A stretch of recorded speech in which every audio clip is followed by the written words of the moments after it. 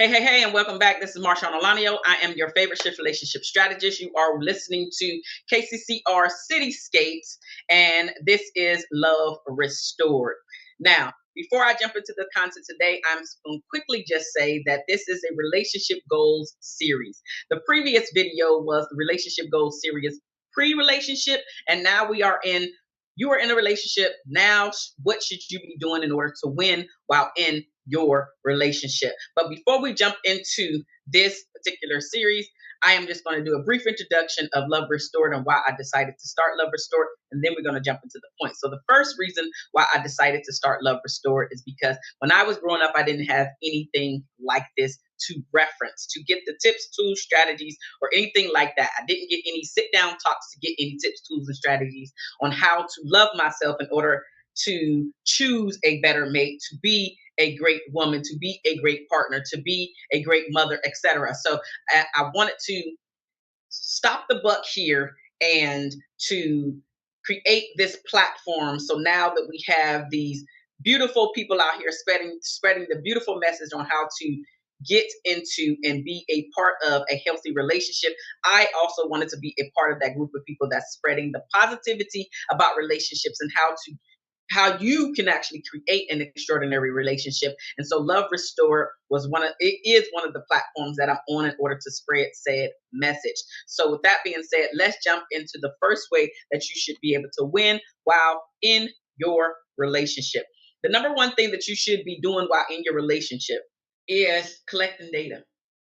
Right now, you are still collecting data. You may have been past the stage where you're just casually dating one another. You're still trying to figure one another out.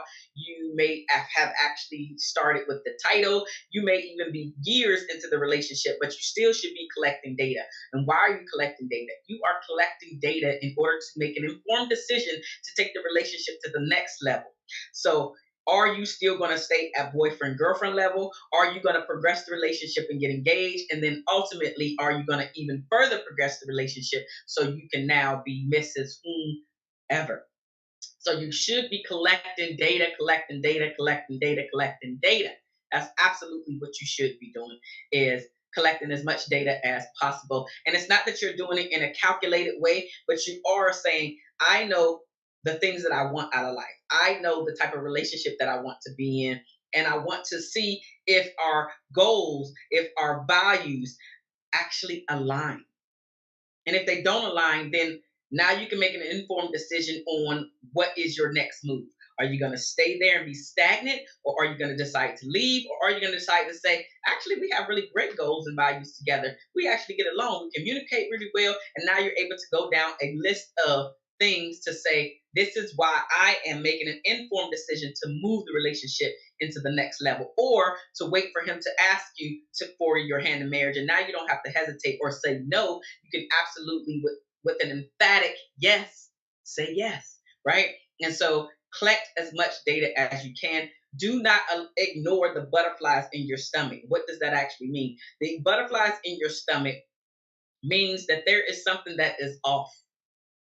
There is something that is off. And a lot of times we get into trouble because we ignore the what is off in the relationship. And so I don't want you to ignore what those butterflies or feelings of I can't quite put my finger on it mean. It means that something is not sitting well with you. And so you can go about the business of trying to figure out what that thing is or not. But don't act like you didn't know that the feelings were there, because there's too much information out here now. There's too much research that has been done about people ignoring their intuition, the butterflies, the signs from God and all that stuff. And now we have one of the highest divorce rates, specifically in the Black community. So the national average is 50% divorce rate for number one. Number two, the average is higher. And number three, the average is astronomical, right? In the Black community, specifically for the first marriage, we have exceeded the national average to 56%, the last time I checked. So the national average is 50%, but in the Black community, we're at 56%, specifically here in the US. And so I want to be a part of decreasing that divorce rate. Again, another reason why I decided to create a platform just like this to spread the positive message, because just like we can win by getting information Specifically, let's go back to the degrees. You can get the information, you can get the coaching by getting your degree, or if you're an athlete, you can go out and work with the coach. He can help you get here, get there, and help you to strengthen your abilities out there. Obviously, you're doing the work, but the point is, you're not doing this thing alone. You have a blueprint on how to win in this case, your relationship. Or if you're the athlete, you have a blueprint by working with the coach. That's how you win. So don't ignore your intuition. Don't ignore it.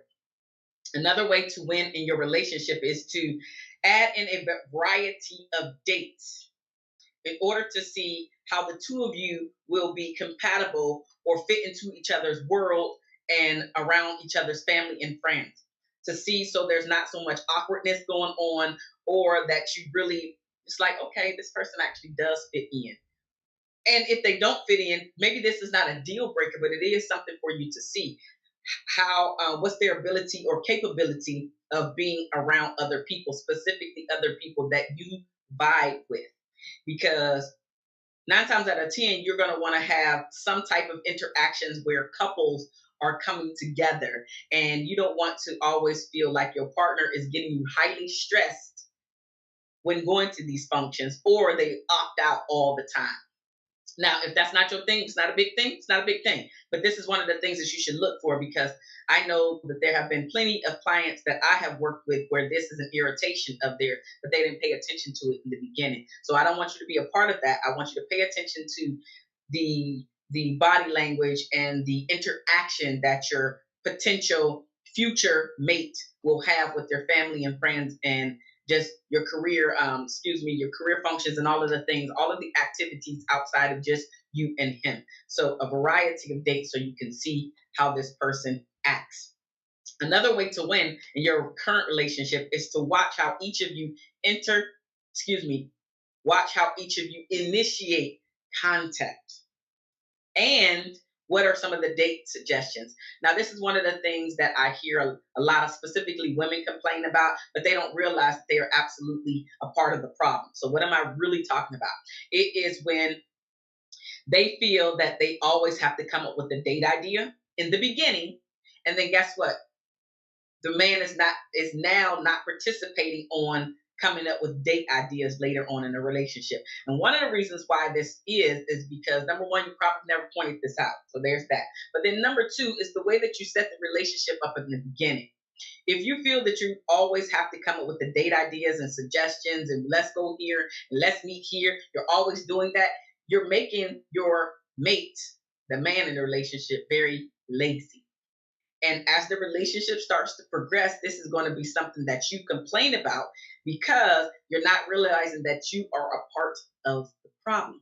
So in the beginning, make it very clear that you will come up with some date suggestions, but you don't want to be the only one. Now, after you have said conversation, you have to give the other party the opportunity to adhere to what you put out there. You want them to do this naturally on their own. However, some people just need some guidance, because most of us never had the blueprint on how to really be in a successful relationship, let alone a marriage. So you get the information, and then you have to test it out to see if it's something that works for you. Because just because I'm putting out all of these tips, tools, and strategies, every single one of them is not going to work for you. And that's okay. Take the ones that you know that you can do, and then apply them to your life and your relationship. This is how we make the improvement. This is how we choose better partners. This is how we can decrease that divorce rate by not jumping ahead and saying I do, only to be a part of the statistic years later because we didn't adhere to some of these things in the beginning. Another way to win in your relationship is literally to keep doing the things and seeing the people you were seeing before you got into said relationship. Now, this one is very important, because a lot of people, when the relationship fails or the breakup happens, and so this is specifically to women, we have a tendency to wrap all of our ideas about the relationship up in our partner and our spouse, and we stop hanging out with the people that we were hanging out with previously before we got into the relationship, or we stopped doing all of the things that made us feel good, whether it could be going to the gym, right, or just taking care of your body, eating better, Now we got on these 30, 50 pounds because we thought the relationship was good. So now we're carrying around extra weight, right? Your health overall may be failing, right? Maybe you are a person that's very creative and you have not tapped into your creativity for months and maybe even years. And so the whole point of this is, if the relationship does break up and you don't make it to the next level, you still have an idea of who you are, the things that you like, the things that you don't like, the things that you still want to explore, etc. So now you're not starting from ground zero when and if the relationship does break up. You don't want to have to start from ground zero because you gave all your time, energy, and attention to your partner who is now no longer your partner. You still have to do the things that make you happy. You still want to keep some autonomy in the relationship, not only for your partner, because men really, really, really love autonomy. You also want some autonomy for yourself. You want some me time for yourself to do all of the things that make you happy. So again, if and when this relationship does not go the way that you planned it, because right now you're not in the marriage stage. Right now you're in the collecting data stage. And a lot of times when we're collecting data, those relationships don't work out. So it's okay. It's okay. It happens and you may be there. But my point is to not get so wrapped up into this relationship. And if and when it does dissolve, now you're like, what in the hell am I going to do? Who am I? What did I used to do? The point is just to never stop doing those things. Okay? Another way to win in your relationship is to keep the lines of communication open and address any concerns as soon as possible. Now, sometimes you can't address it right in that moment because maybe you're around a lot of people and you want to have the respect of the relationship, but also for your spouse to have it in private. So you may not be able to catch and address said issue right then and there. But as soon as you can, as soon as your temperature lowers and it's no longer heated, have the conversation about what it made you feel like. Got to have the conversation now. You have to have the conversation because that's going to be the only way that your spouse understands how to get better, at least for you. Now that we covered how you could win in your relationship, I want to jump into what questions you should ask in order to connect on a deeper level. Now, just note that this is not a comprehensive list. There are a multitude of questions that you can ask, but this is a great way to get you thinking about some of the questions that you should be asking, and then definitely ask these. Okay. So the first question I believe that you should be asking your partner, and even actually this is something that you should be asking yourself.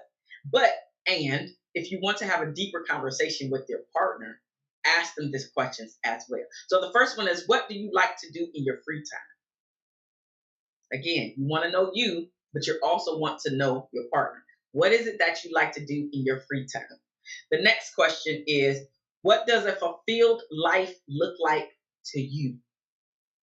Because you don't want to go in there with all of these questions and then you not even know the answers to them either. So prepare, not a full dissertation or anything, but prepare for the answers yourself. So when you're asking a question, and especially if you have somebody like, okay, I didn't think we was gonna go here today. Now you can say, you know what, I'll start. This is what I think a fulfilled looks like. Fulfilled life looks like for me. And now you're able to articulate your point of view. And now after you finish, it'll make the conversation a little bit easier for the other person. Get the answers yourself. The third question I think you should be asking is, how do you handle disagreements and or conflicts? And really listen to this one. And sometimes this one you may not even be able to listen to. You might have to wait and see, right? Because all of us can use this as lip service and it may not be true. So absolutely pay attention to how the person handles disagreements as well as conflict, because you don't want to have to be in a relationship with a person where you come home and now there's holes all in your walls because you don't know how to handle your anger.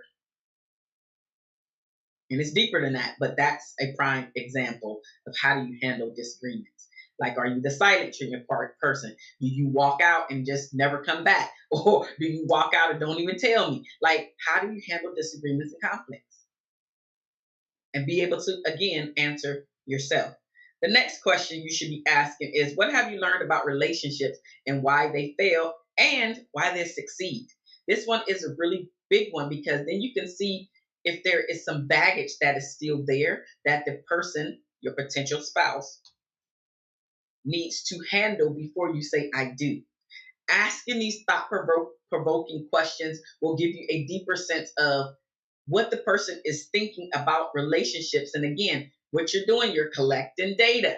So you can later on, or when you go away and you now have time to reflect about the relationship, or excuse me, the conversation that you had with your potential spouse. Now you can make an informed decision. Do I even want to go out on another date? Or do I need clarifying answers to this because this one don't sit well with me, but maybe I'm misunderstanding things. So just opening up the door to have these conversations is going to make you feel much more in tune. So we have to keep the lines of communication open.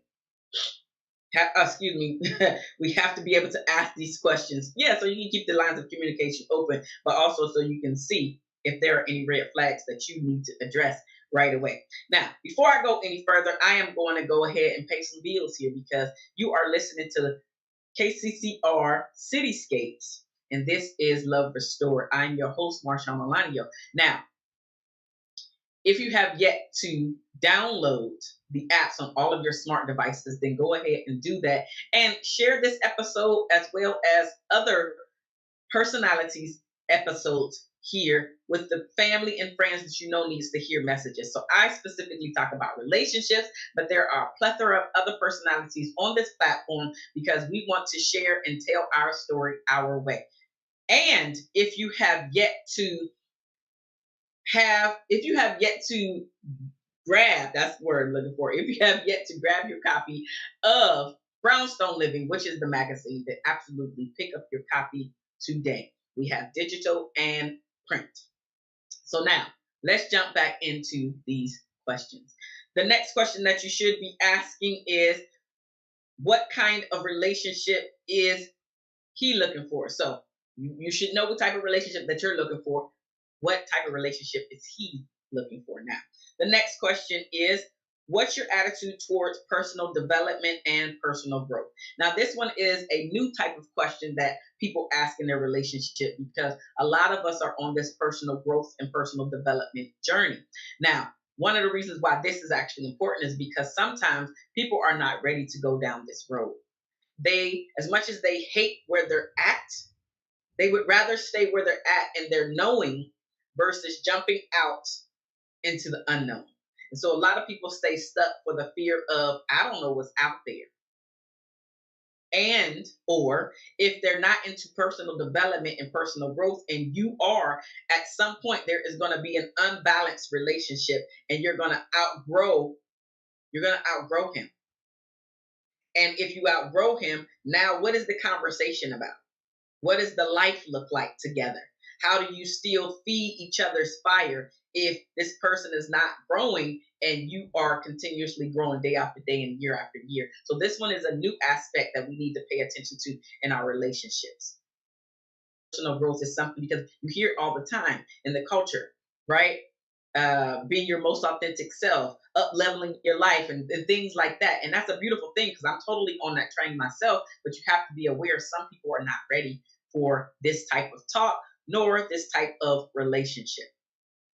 Another question you need to be asking is, what are your thoughts on coaching, counseling, and therapy? Again, another thing, specifically to our community. Coaching and therapy, well, specifically therapy and counseling has been out there. Coaching is one of the newest forms that is out here. But the point is asking what are their thoughts on that, because if the two of you cannot reconcile, resolve, or have a solution for something, for a conversation, an argument, something that keeps coming up in your relationship, now you need to step outside of the relationship to get said help, to get said answer. And sometimes you just have to pay for it. Because the person that you're paying for, number one, They don't have any emotional attachment to either one of you. So it should be an unbiased viewpoint. The second thing is, instead of you trying to figure out how to get it together year after year, year after year, year after year, now they're able to cut down the learning curve for you. So pay to get the answer. Pay to get the answer. So now you can rectify and resolve this particular argument in your relationship faster, real quick. Because if y'all been talking about the same thing for years and years and years, y'all don't know how to solve it. So now it's time for somebody that's qualified, you to go and talk to somebody that's qualified that can help you to stop this conversation once and for all. The next question that you should be asking is, how important is personal space and independence in the relationship to you? Now, again, you answer your own question and you're asking the question as well. The last question that I believe you should be asking is, what are your top 3 love languages? Now, there are 5 love languages, but research actually shows that if the both of you know each other's top 3 and you share and show each other's top 3, right? So maybe each other's top 3 don't match up or align perfectly, but maybe there's 1 or 2 in there that you both like. So maybe both of you love quality time and both of you love physical touch. But the third one likes affirmations and the other one likes gifts. So those are the ones that you are really going to have to work on, because most of us show love the way that we want to receive it. So if I am the person that likes the quality time and the person that also likes the gift, I'm expecting for you to give me gifts, not affirmations. I don't want affirmations. I want gifts. So really recognizing what your other person's love language is and showing it to them will be a way for your relationship to go to the next level and for you to just understand your partner that much better. Now, the last area that I want to go over is, how do you know if this person is for you? How do you know if this person is for you? So, again, you can make an informed decision about going to the next level with this man. One of the first ways that you will know if this man is for you to say yes to the engagement and even to the marriage, is that you feel a deep emotional bond and connection, which provides a sense of security and safety. Another way to determine if this man is for you is for you both to communicate with openness, with honesty, and a sense of wanting to understand each other. See, a lot of times when people communicate, they actually are not communicating at all. They're talking at one another versus to one another. And when you listen with understanding, you listen much different than you would when you're looking to respond or to react to what the person is saying. You're slowing down, you're actually asking follow up questions because you're really trying to clarify. That way you can understand what it is that they're saying to you.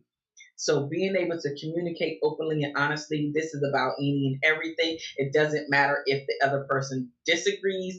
You feel and should feel like I can go to him about anything. It doesn't even matter if we agree or disagree. I can talk to him about anything. And that makes me feel good. And that's a great thing. That's a great thing. So your communication, how is it? Your deep emotional bond, how is it? Another thing to consider is if both of you are committed to making the relationship work. Now, this is one of the things that I really love, and not every couple does it. And some couples that I know actually take divorce off the table. I am wholeheartedly for divorce being off the table in most instances. Let me say that, because as much as I believe in marriage, I believe that most people that are together today should not be together. So now, if you have gotten out of a relationship or even a divorce and you've done your work and you're working on yourself consistently and you want to be better and better and you're committed to making the next relationship work because number one, you are healthy, or continuously becoming a healthier person inside and out, and you're with a healthy person inside and out, and it's the goal of both of you to make the relationship work, then I'm all for that. But I do believe that a lot of relationships, or excuse me, a lot of people that are in relationships and including marriages should not even be together. Because just because you've been together 30 years, have you been happy all of those 30 years? Now I get it. You're not going to be happy every single moment of your marriage. I get that. But by and large, is it a toxic marriage? Are you guys sleeping in the other room? Right? Are you breaking up within your relationship but staying there because of what other people got? Right. I'm about to go down the rabbit hole and I'm not going to do that. So what I'm going to do is move forward.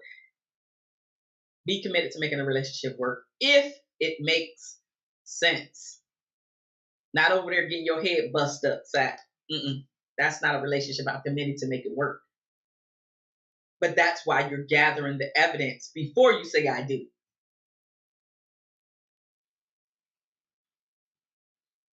The next thing you should be considering is if there is a lot of laughter in play. This is one of the things that I hear a lot of couples complain about, that the relationship is now stale and stagnant. And it's stale and stagnant because neither one of you made it a point to keep it fun. So we really are really great at pointing the finger at the other person. But what have you done to make sure that there's a lot of laughter and a lot of fun in your relationship? How much play are the two of you doing, or is everything super serious because life has gotten in the way? Children have come in, careers have come in, and now everything is literally like checking boxes. I talked to them today, I talked to the kids, I gave kids hugs, but it's not really anything fun. It's just mechanical at this point. We don't want to be in a part of mechanical relationships. So just something to ponder and think about. Something to ponder and think about. The next thing is to think about if the both of you encourage each other's goals, adventures, aspirations, and as I mentioned earlier, growth. That should be something that you are, you might actually be for me.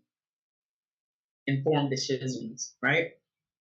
The next thing is to see if one another are friends as well as a potential spouse. Are you actually friends with this person? Do you actually like this person? Do you like being around this person? Because life gets in the way at times. And it doesn't even have to be the spouse that's getting in the way life. It could be somebody ailing, like it could be one of y'all, of course. It could be a child, of course. But a lot of times it's other people that you maybe have to take care of, specifically like your parents, and worrying about your parents now. And that can take the focus away from your making your relationship a priority, because now you need to focus over here, right? So there are absolutely things that are going to happen in your life, but do you actually like this person? Do you really like being around them? Do you feel like you can just be yourself around this person, which is another thing. If you feel like you're walking on eggshells when you're just dating, there's no way you should move the relationship forward. No way. No way you should be moving a relationship forward if you don't feel like you can be open and honest about everything, even if they don't agree.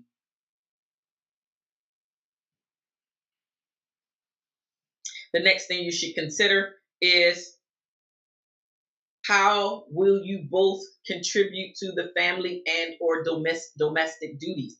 This one has still been a big one in our community because a lot of women are still taking up the majority of the household chores and domestic duties, as well as working outside the home, as well as rearing the children and making sure they're at all their appointments and at all of their activities, athletic activities and creative stuff and hanging out with friends. And a lot of that is still put on the women, as well as trying to come home and clean up the entire place. So with that being said, these are all of the things that you should be thinking about in your relationship. I know it's a lot. There may be areas that you have to work on that I mentioned, and there may be areas that you're good at and in that I already mentioned. Take the one or two that you can start to work on to up level your relationship right now. Ask the questions that you need to ask. Come back and rewind this if you need to rewind this. Re-listen to it. Send it to a friend. Y'all can have some conversation about it. And listen, you can even send it to your partner or spouse. specifically the area where the questions are, and actually have an intelligent conversation to see if you two are really compatible with one another. I am Marshaun Olaniyan. You are listening to Love Restore on Cityscapes. If you want to get in contact with me outside of Cityscapes, then absolutely reach out to me. My email is marshaun@marshaunolaniyan.com, or go to my website at www.marshauno.com. I love you guys, and there's nothing that you can do about it. And I will see you in series number 3, where we're talking about marriage.